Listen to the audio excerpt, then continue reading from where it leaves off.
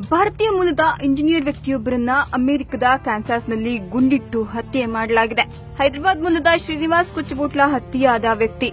ಜನಾಂಗೀಯ ದ್ವೇಷವೇ ಹತ್ಯೆಗೆ ಕಾರಣ ಎಂದು ಹೇಳಲಾಗಿದೆ. ಕ್ಯಾನ್ಸಾಸ್ನ ಬಾರೊಂದರಲ್ಲಿ ತಮ್ಮ ದೇಶವನ್ನ ಬಿಟ್ಟು ತೊಲಗಿ ಎಂದು ಕೂಗಿರುವ ದುಷ್ಕರ್ಮಿಯೊಬ್ಬ ಇದ್ದಕ್ಕಿದ್ದಂತೆ ಗುಂಡು ಹಾರಿಸಿದ್ದಾನೆ. ದಾಳಿ ವೇಳೆ ಶ್ರೀನಿವಾಸ್ ಅವರ ಜೊತೆಯಲ್ಲಿಯೇ ಇದ್ದ ಮತ್ತೊಬ್ಬ ಗೆಳೆಯನೂ ಕೂಡ ಗಾಯಗೊಂಡಿದ್ದು, ಶ್ರೀನಿವಾಸ್ ಸ್ನೇಹಿತ ಅಲೋಕ್ ಮದಸನಿಯವರು ಗಂಭೀರವಾಗಿ ಗಾಯಗೊಂಡಿದ್ದಾರೆ. ಅಲೋಕ್ ಸ್ಥಿತಿ ಚಿಂತಾಜನಕವಾಗಿದ್ದು, ಸಾವು ಬದುಕಿನ ನಡುವೆ ಹೋರಾಟ ನಡೆಸುತ್ತಿದ್ದಾರೆ.